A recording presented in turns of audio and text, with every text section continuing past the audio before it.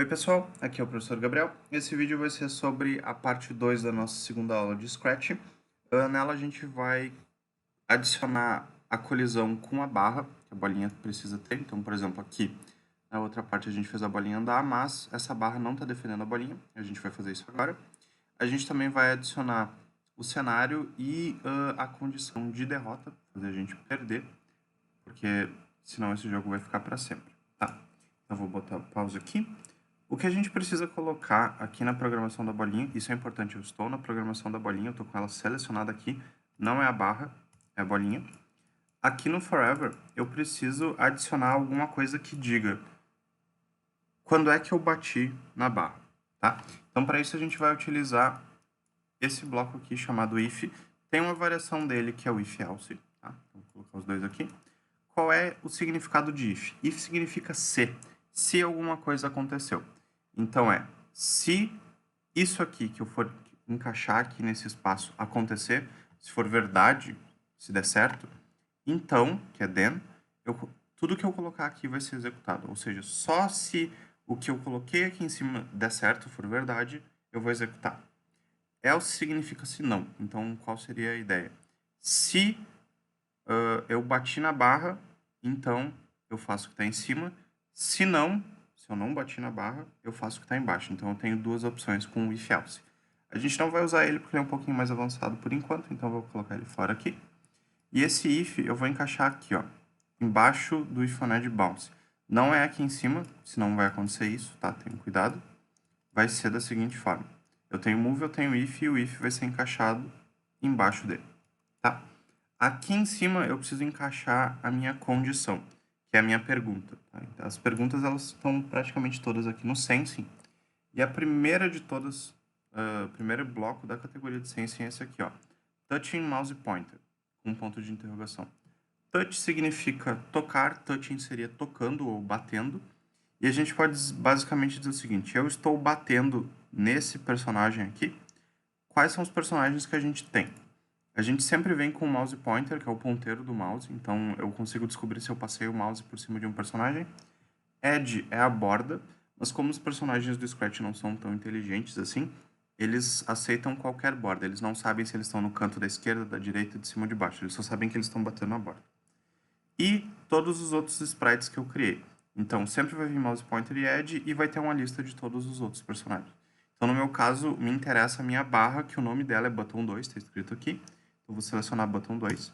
Basicamente, o que esse bloco virou é, eu estou batendo no button 2, com uma pergunta aqui, isso vai ser verdade ou não. Quem vai responder essa pergunta é o próprio Scratch. Ele detecta que as coisas, que os personagens bateram, e vai transformar isso num sim ou não, tá? Eu encaixei esse bloco aqui, como vocês podem ver, porque ele tem esse formatinho, tá? Quando eu passo o mouse por cima, vai aparecer esse brilho, eu posso soltar. E agora o meu if se transformou na seguinte pergunta. Se eu estiver tocando no botão 2, então eu faço o que tem aqui. A questão é, o que a gente tem que fazer quando a gente bater na barra? A gente tem que refletir a bolinha, só que eu não preciso mover ela. Porque mover ela, ela ainda continuaria andando para baixo. A gente quer virar ela para cima. Tá? Então, para a gente girar um personagem, a gente sempre vai usar o Point in Direction. Tá? Aqui eu poderia escolher um valor fixo, tá? Mas se eu escolher, por exemplo, 90, isso aqui vai acontecer. Ó. Ela vai bater, vai apontar para a direita e vai ficar assim para sempre. Isso não vai dar certo, porque o jogo vai ficar assim até a eternidade. Tá? Se eu colocar menos 90, acontece a mesma coisa, só que na direção oposta. Então, se eu fizer assim, sempre para a esquerda, também não vai dar certo. Se eu colocar 0, que é perfeitamente para cima, até dá certo, mas isso aqui vai acontecer. Não preciso mexer meu mouse, porque a bolinha nunca vai girar. Ela sempre vai ir perfeitamente para cima, perfeitamente para baixo. Então, também não dá muito certo. Se eu colocar um valor que seja uma diagonal, como por exemplo 45, 30, 60, menos 45, menos 60, menos 30, vai dar certo, mas ainda fica meio previsível. Então, por exemplo, se eu colocar menos 45, é meio fácil de prever onde a bolinha vai parar. Ela sempre vai fazer mais ou menos o mesmo caminho. O que eu posso fazer, ao invés de colocar um número fixo aqui, é colocar um bloco que me sorteie um número. Parecido com como a gente fez o mouse X aqui, tá? Mas eu consigo fazer o seguinte, eu consigo sortear um número, que nem eu falei, entre dois números fixos. A gente só tem que descobrir qual é o menor número que eu posso ter e qual é o maior número que eu posso ter para ficar legal. Como eu falei, menos 60 daria certo. Menos 75 já seria um pouco inclinado demais, porque seria mais ou menos assim, ó. Aí a bolinha já fica muito inclinada e ela já vai muito para os lados. Fica mais difícil descontrolar. Poderia ser menos 75, isso vocês vão testar depois, tá? Mas eu vou definir o menor valor possível como menos 60. E o maior valor possível tem que ser a versão positiva desse número. Então, se menos 60 vai ser 60, ok? Esses vão ser os valores que eu vou usar por enquanto. E aqui na categoria de operators, a gente tem operações matemáticas, tá? A gente tem a soma, subtração, multiplicação, divisão. Mas o principal bloco, na minha opinião dela, um dos mais legais é esse aqui, ó, pick random. Traduzindo, pegue um número aleatório entre 1 e 10. Ele vai sortear um número que sempre vai ser diferente. Então, eu nunca sei que número vai ser.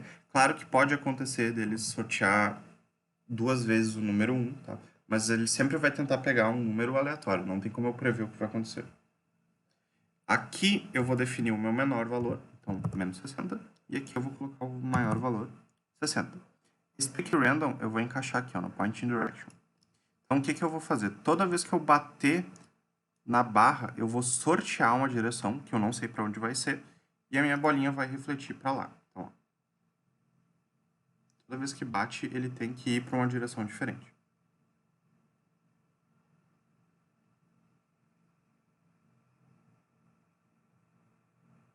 Tá? Não sei para onde a bolinha está indo, a cada vez que ela bate. Vocês podem alterar esses valores, vocês podem colocar menos 45, 45, menos 30, 30, até menos 75, 75, se vocês preferirem. Normalmente, valores de 15 em 15 dão mais certinho. Ok, então agora que a gente já tem um jogo onde a bolinha está andando por aí e a gente está rebatendo ela, eu vou fazer agora a parte que a gente pode perder o jogo, que é deixar ela passar, porque se eu deixar ela passar por enquanto, nada acontece. Então eu vou pausar o jogo aqui. Eu vou vir aqui nesse botão bem embaixo na direita, que é o Choose a Backdrop, que vai ser para selecionar um cenário de fundo. Quais são os cenários que eu recomendo vocês pegarem? Eu recomendo vocês pegarem os cenários com pouquíssimas cores, menor quantidade de cor possível, e um cenário que seja algo mais desenhado. Eu vou pegar por padrão esse Blue Sky aqui, porque ele é super simples, mas vocês podem pegar o Arctic, se não me engano, funciona, esse Hearts funciona, Light funciona, Neo Tunnel acho que vai funcionar também, Stripes eu sei que vai funcionar, mas peguem um cenário bem simples, tá? Uma das coisas que vocês vão ver é que tem uma diferença entre cenários que são desenhados e cenários que são imagens. Não que sejam fotos, são imagens, mas isso a gente vai dar uma olhadinha mais nas próximas aulas. Como é que eu sei que ele é um cenário desenhado ou vetorizado? Eu vou clicar aqui no Blue Sky e vocês vão ver aqui, ó. Eu preciso selecionar o stage, vocês também vão ter que fazer isso, então já podem selecionar o stage que vocês escolheram. E aqui, ó, backdrops. Isso aqui vocês vão ver a diferença também. Ó. Se eu tô com um personagem selecionado, o nome vai ser Costumes. Se eu tô com um backdrop selecionado, vai ser Backdrops. Quando eu tô com uma imagem desenhada, selecionada, como vetorizada, vai aparecer essa opção aqui, ó, Convert to Bitmap. Se eu tô com uma imagem que é uma foto, então, por exemplo, esse banco aqui, vai ter a opção Convert to Vector. Tá? Significa que essas imagens são feitas de uma maneira um pouco diferente e que as ferramentas dela também são diferentes. Então, ó, as imagens que são fotos, elas têm 8 ferramentas e as que são vetorizadas têm 9. Então, a gente vai usar esse padrão aqui. Caso vocês queiram muito uma imagem que seja uma foto, por exemplo, esse banco aqui, vocês podem clicar nesse botão, Convert to Vector, ela vai ser convertida, tá? Ela vai perder um pouco de qualidade, então ela vai ficar um pouquinho pior, mas vai funcionar que nem essas ferramentas. Eu vou voltar aqui para o meu Blue Sky e eu vou usar ele como base. Eu até recomendo que vocês usem pelo menos para essa aula, para se acostumarem um pouquinho. Aqui a gente vai dar uma olhada em algumas coisas. Primeiro, a gente tem aqui 3 configurações, tá? Fill, Outline e esse número. O que Fill significa? Fill é o preenchimento. Então, se eu for desenhar algum quadrado, o quadrado vai ser desenhado por dentro por alguma coisa. Então, aqui é a cor que a gente escolhe. Outline seria contorno ou borda. Então, a gente pode desenhar um quadrado com borda preta e recheio e preenchimento roxo, que nem está definido aqui. E esse 4 é o quão grossa essa borda vai ser. Eu não vou querer que ele tenha borda, tá? Então, eu vou vir aqui em Outline. E aqui a gente tem a opção desse risco vermelho que simplesmente diz não vai ter Outline. E eu vou clicar nele. Então, não tem mais Outline. A largura dele até fica 0, porque ele não existe. Tá? E só vai me interessar o fio. Por que isso? Eu vou desenhar na parte de baixo do cenário uma cor que não existe entre o cenário que eu escolhi e os personagens, uma cor única. E se a minha bolinha tocar nessa cor, eu vou perder o jogo. Tá? O que eu estou dizendo? Se eu colocar, por exemplo, uma faixa vermelha aqui e a bolinha tocar na cor vermelha, eu perco o jogo. Vocês precisam escolher algum cenário que tenha uma cor faltando. Então, por exemplo, aqui está faltando vermelho, laranja, rosa, roxo, amarelo. Então, tem um monte de cor faltando entre o meu cenário e os meus personagens. Tá? Se vocês pegarem um cenário muito colorido, como, por exemplo, esse Colorful City aqui, que tem várias cores, ou até mesmo esse Party aqui, que tem mais cores ainda, vai ser bem mais difícil para vocês controlar uma cor que não tenha. Então, por isso que eu digo um cenário com poucas cores. Eu vou selecionar o meu Blue Sky aqui, e agora eu vou, aqui na área de fio, escolher a cor que vai ser a minha cor de derrota, digamos assim. Aqui a gente tem 3 opções, tá? Color é a nossa cor base. Tá? Então, se eu colocar 0, por exemplo, eu vou ter um vermelho, que vai ser a cor que eu quero. Então, a barra de Color a gente vai escolher a nossa cor base. A barra de Saturation é para definir quanta cor vai ter, digamos assim.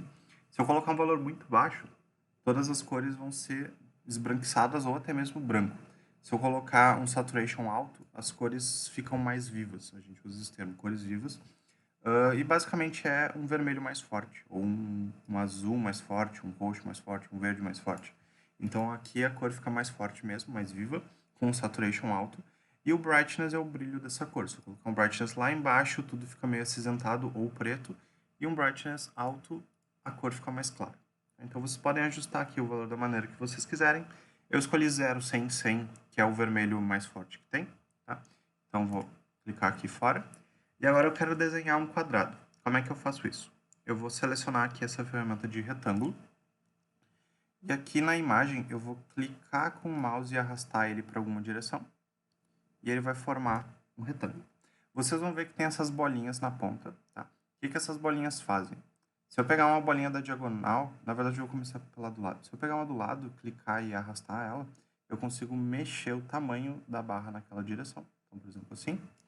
Se eu pegar uma da diagonal, eu vou mexer tanto a altura quanto a largura ao mesmo tempo, então tem que ter cuidado com isso.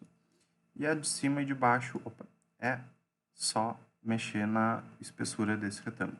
Se eu clicar no meio dele, eu consigo mover esse retângulo, tá? Então, por exemplo, se vocês fizeram esse aqui, agora fazer outro e fazer outro.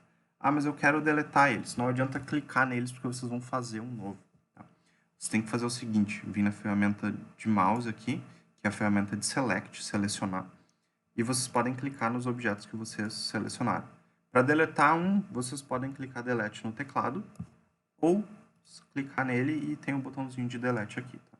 Cuidado para não deletar os objetos que já existem, como por exemplo, essas barras aqui, porque são do próprio cenário. Tá? Então se tem alguma coisa que já existe, preferencialmente deixem ali. Então eu vou vir aqui nessa barra vermelha que eu criei, tá? Vou até deletar e fazer de novo. Então, ó, ferramenta de retângulo, clica e arrasta. Cuidado para não fazerem outro, então já vou vir aqui no Select para ter mais segurança.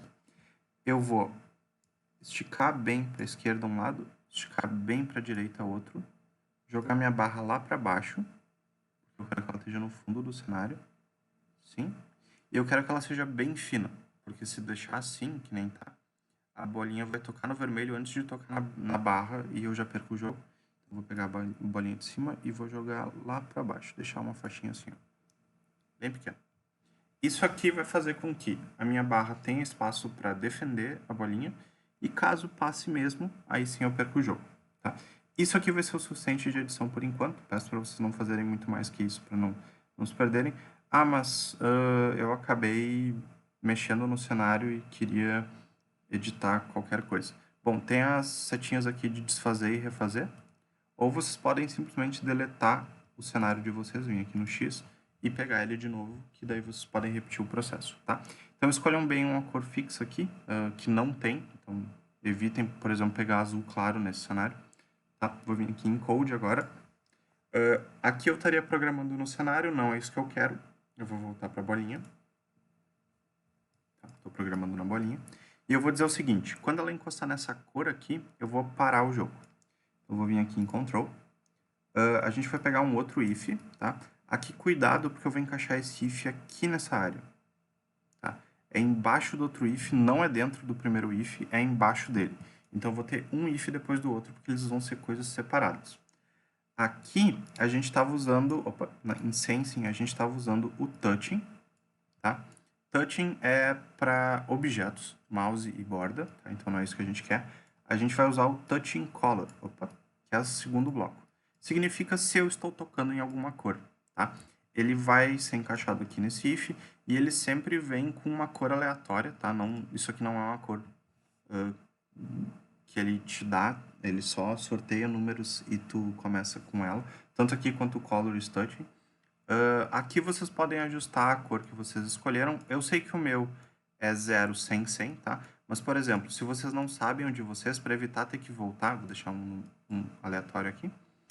Eu tenho essa ferramenta aqui embaixo, tá? Esse conta-gota. E se eu clicar nela, ó, tudo ficou escuro e o meu cenário tá ali. Olha só o que eu posso fazer. Posso vir com o meu mouse e ele vai formar como se fosse uma lupa. Tá? E no quadradinho que eu clicar, ele vai adotar aquela cor, tá? Qual quadradinho está valendo? Vocês estão vendo que tem um quadradinho preto bem no meio dessa lupa? É a cor que fica ali. Também dá para ver da seguinte forma. Em volta dessa lupa tem um contorno, tá? No meu caso, esse contorno é azul. E se eu clicar nela, vai ativar essa cor azul. Então, ó, se eu vim aqui para o verde, ficou verde. Se eu vim aqui para esse verde, ficou esse verde. Azul claro, verde, azul escuro, azul mais escuro ainda, verde de novo, marrom, só que me interessa o vermelho. Então, ó, cliquei no vermelho, tá? Vocês podem ficar trocando a cor, caso vocês tenham errado, não tem muito problema. Só que se isso aqui acontecer, ó, vocês estão aqui quase na ponta do cenário e o mouse de vocês sai, ficou branco, significa que não vai valer, tá? Até porque está aparecendo o meu mouse aqui, ó. Se está aparecendo o mouse, não vai valer a cor que vocês clicarem. O mouse tem que ter desaparecido e o quadradinho tem que estar valendo. Então, ó, vermelho, cliquei, e isso aqui vai dar certo, ó. Se eu estiver tocando na cor vermelho, então eu faço alguma coisa. Aqui a gente tem que colocar o bloco para parar o jogo, tá? Que é dentro da categoria Control. Perto do final dela, a gente tem um dos menores blocos de todos, talvez o menor de todos, que é o Stop All, que significa pare tudo. Ele para todo o jogo. Ele tem o mesmo efeito que clicar na bandeirinha de pare. Tá? Então, vou dar play.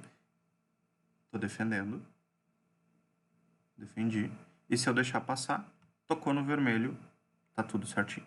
Tá? Então, isso aqui, a gente já tem um jogo que a gente consegue defender o personagem e que a gente consegue perder caso a gente não tenha conseguido defender. Tá? Na próxima parte, a gente vai dar uma olhada em pontuação e talvez em velocidade. Era isso, pessoal. Até a próxima.